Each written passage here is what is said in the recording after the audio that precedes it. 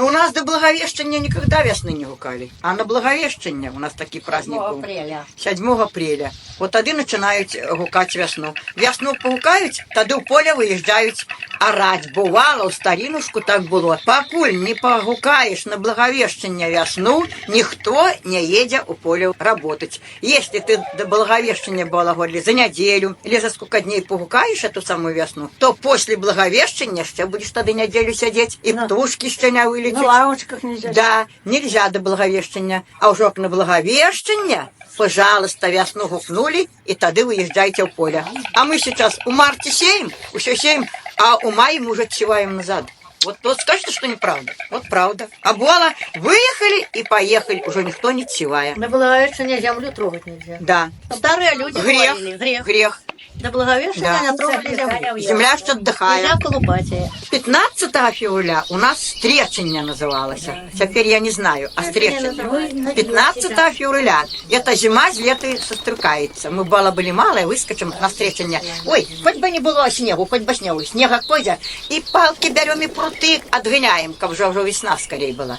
Нам уже не надо эта зима. А тоді йдуть 22-го 40 у нас. 40 курів прилітає. А 29-го, наверное, тепого у нас ляксеї називалися. Штука хвостом лед розбиває. 30-го. Покуль штука хвостом лед не разобить, паутки ж не йдуть, лед лежить, і що ж хвостом штука лед не розбила. А тоді вже приходить Благовещення, вот мы начинаем гукать весну. Песни пьем, погукаем весну, и сейчас гукаем. Хочется споем. Благослови Божа, Пречистая Матерь, нам ясно гукати, нам ясно гукати.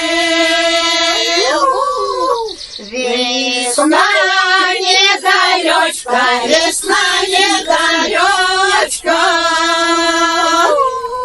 Хлеба не кусочка, хлеба не кусочка. Соли не дробочка, соли не дробочка. Дров не поленца, дров не поленца. Каптан по коленца, каптан по коленца. Ястреб Божа птушка по небу летая. По небу летая, а у Бога пытая.